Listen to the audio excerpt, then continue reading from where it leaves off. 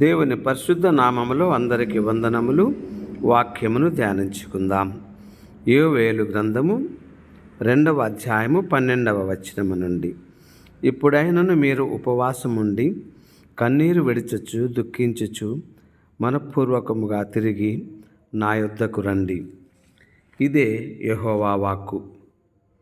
మీ దేవుడైన యెహోవా కరుణా వాత్సల్యములు గలవాడును శాంతమూర్తియు అత్యంత కృపకలవాడునయ్యుండి తాను చేయ ఉద్దేశించిన కీడును చేయక పశ్చాత్తాపపడును కనుక మీ వస్త్రములను కాక మీ హృదయములను చింపుకొని ఆయన తట్టు తిరుగుడి.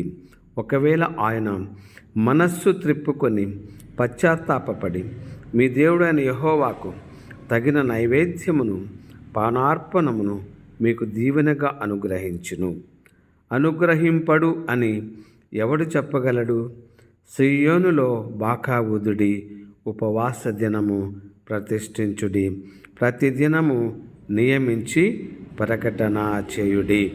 ప్రభువునందు ప్రియ సహోదరి సహోదరుడా, ఈ వాక్యమును బట్టి ఇదిగో దేవుని యొక్క ఉపవాస దినములు ఈ లోకపు మనుష్యుల్లో ఉన్నటువంటి పాప పరిహారార్థ బలిగా ఆయన చేసినటువంటి 40 దినముల ఉపవాస దినములలో మనము కూడా పాల్గొని ఉన్నాం.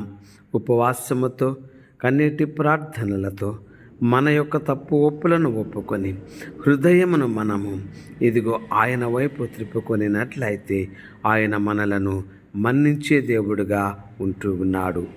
దేవుడి పరిశుద్ధ వాక్యమును దీవించునుగాక. ఆమెన్.